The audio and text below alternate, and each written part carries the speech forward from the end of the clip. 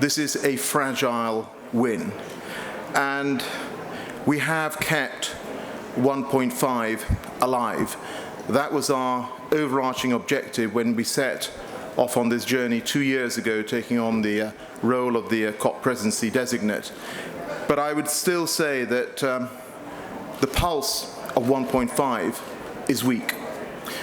And that's why, whilst we have reached, I do believe, a historic agreement, what this will be judged on is not just the fact that countries have signed up, but it will be judged on whether they meet and deliver on the commitment.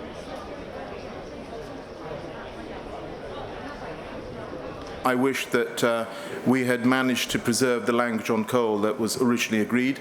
Nevertheless, we do have language on coal, on phase down, and I don't think anyone at the start of this process would have necessarily expected that that would have been retained, but it has.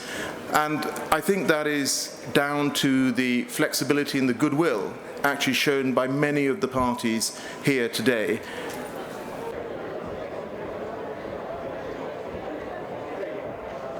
I've had about 6 hours sleep in the last 3 days. But, you know, look, it is emotional in the sense that, you know, collectively as a team we have achieved what I suspect very many people doubted, probably up until just the last few days. So, of course, it's emotional, but as I said, the hard work starts here.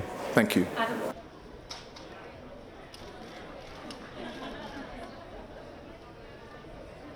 COP26 has been a failure.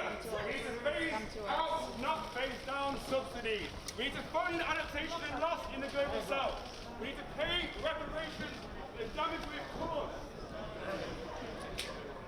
It seems to be the vulnerable countries that have to make big concessions. Is this a fair process? You know, I'm a grandson of 2 coal miners. We're talking about communities. We're talking about hundreds of thousands of people with jobs. And they have to be told, your industry doesn't have a future.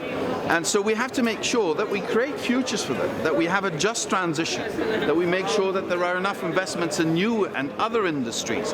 That's a Herculean task, especially if you're also a developing country. So I have full understanding for that. So I think it's historic that also these countries would now commit to, well, we call it to phase down coal, but phasing down coal means that at the end you won't have any coal anymore, and that's exactly where we need to be. And what do you say?